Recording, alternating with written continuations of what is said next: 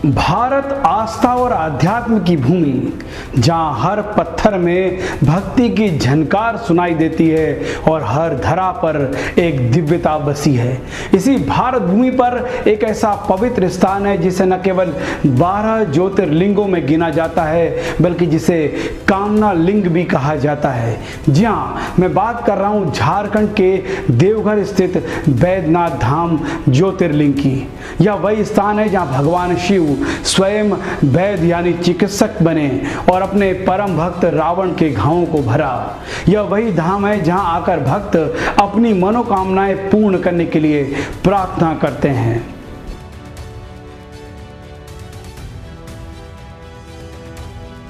देवघर का यह मंदिर केवल एक ज्योतिर्लिंग नहीं है बल्कि शिव भक्तों की आस्था का विशाल केंद्र है।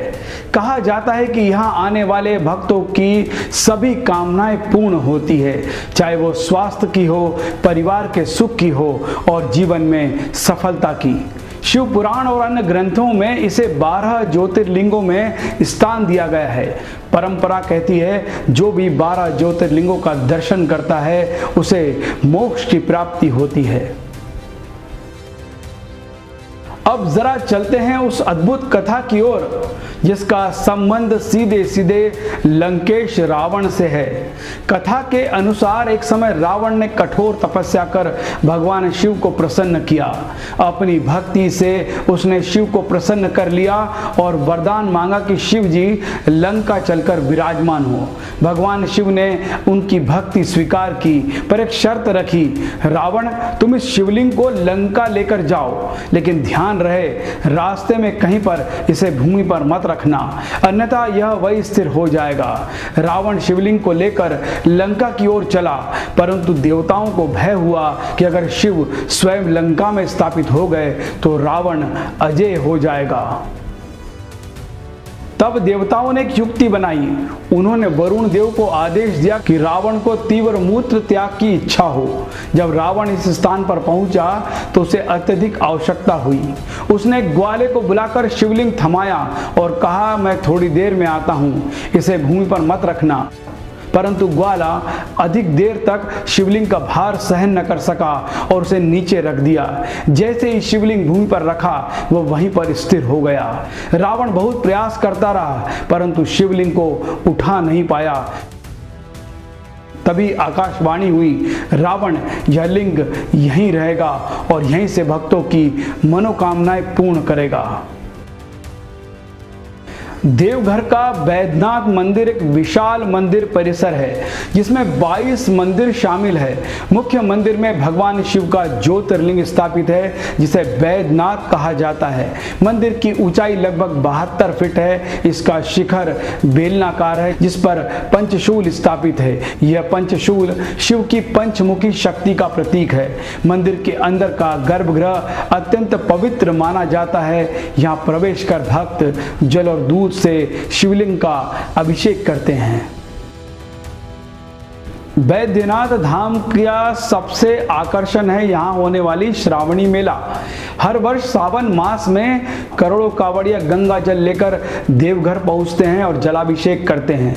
कहा जाता है जो भी सच्चे मन से यहाँ जल अर्पित करता है उसकी मनोकामनाएं अवश्य पूरी होती है। इसके अलावा यहाँ रुद्राभिषेक, महामृत्युंजय जाप, विवाह पूजा, पितृ शांति कर्म जैसी विशेष पूजाएं भी कराई जाती है। माना जाता है कि यदि कोई व्यक्ति गंभीर रोग से पीड़ित है तो बैद्यनाथ धाम में पूजा करने से उसे स्वास्थ्य का लाभ मिलता है। बैद्यनाथ धाम का सबसे बड़ा पर्व है श्रावणी मेला। यह पूरा मेला लगभग 1 महीने चलता है। सुल्तानगंज से देवघर तक लगभग 105 किलोमीटर की पैदल यात्रा कर कांवड़िए गंगा जल लेकर आते हैं। पूरा वातावरण बोल बम के नारों से गूंज उठता है। इसके अलावा महाशिवरात्रि, होली और दीपावली पर भी यहाँ बड़े धूमधाम से यहाँ मनाया जाता है। बैद्यनाथ ज्योतिर्लिंग को कामना लिंग भी कहा जाता है। मान्यता है कि यहाँ पूजा करने से व्यक्ति की सभी इच्छाएं पूर्ण हो जाती है। ज्योतिष शास्त्र के अनुसार यदि किसी जातक की कुंडली में ग्रह बाधा, रोग या संतान से जुड़ी समस्या हो तो बैद्यनाथ धाम में पूजा कराने से उसका निवारण होता है। आज बैद्यनाथ धाम केवल झारखंड ही नहीं, पूरे भारत की आस्था का केंद्र है। हर वर्ष लाखों श्रद्धालु यहाँ आते हैं और अपने जीवन की समस्याओं का समाधान पाते हैं। मंदिर प्रशासन, स्थानीय लोग भी यहाँ आने वाले भक्तों की सेवा में लगे रहते हैं। तो साथियों, यह थी हमारी यात्रा बैद्यनाथ ज्योतिर्लिंग धाम की। एक ऐसा धाम जहां भगवान शिव स्वयं वैद्य बने, एक ऐसा धाम जहां आस्था की धारा निरंतर बहती है और एक ऐसा धाम जहां भक्तों की सभी इच्छाएं पूरी होती है। अगर आपने अब तक देवदर धाम का दर्शन नहीं किया है तो जीवन में एक बार अवश्य आइए, क्योंकि कहते हैं बैद्यनाथ धाम के दर्शन मात्र से ही जीवन के सारे कष्ट दूर हो जाते हैं। तो मिलते हैं अगले पावन कथा के साथ। तब तक हर हर महादेव।